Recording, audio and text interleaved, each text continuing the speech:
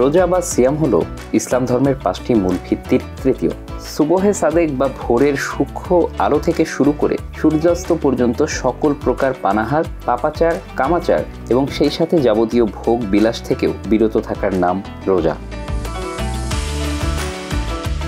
দক্ষিণ ও উত্তর মেরু অঞ্চলে যেমন নরওয়ের ট্রমসো, সুইডেনের কিরুনা, কানাডার নানাভুট এবং আলাস্কার কিছু অংশে গ্রীষ্মকালে সূর্য 24 ঘন্টা আকাশে থাকে। অন্যদিকে শীতকালে কয়েক মাস ধরে সূর্য উদিতই হয় না।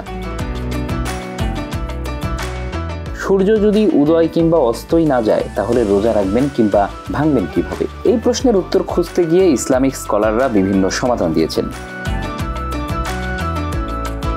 ইসলামিক স্কলারদের মতে যেখানে সূর্যাস্ত হয় না সেখানে স্থানীয় সময় অনুযায়ী, সম্ভব না হলে নিকটতম যে দেশে সূর্য অস্ত যায় সেই দেশের সময় অনুসরণ করা যেতে পারে, যেমন সৌদি আরব বা নিকটবর্তী কোনো মুসলিম দেশের সময় ধরে রোজা রাখা এবং ইফতার করা। আবার কেউ কেউ স্থানীয় সময়ের ভিত্তিতে দিনের একটি নির্দিষ্ট অংশকে রোজার সময় হিসেবে নির্ধারণ করেন।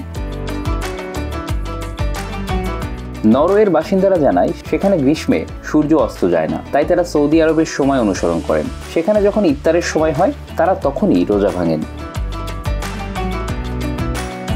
আবার সূর্যের অবস্থানের কারণে বিশ্বের বিভিন্ন জায়গায় দিন ও রাতের সময়ের মধ্যে পার্থক্য থাকে, তাই বিশ্বের মুসল্লিরা ভিন্ন ভিন্ন সময়, কেউ কেউ 17-18 ঘন্টা, আবার কেউ কেউ 10 থেকে 12 ঘন্টা বা তারও বেশি রোজা রাখেন। বাংলাদেশে এবার প্রথম রোজার দিনের ব্যাপ্তি হবে 13 ঘন্টা।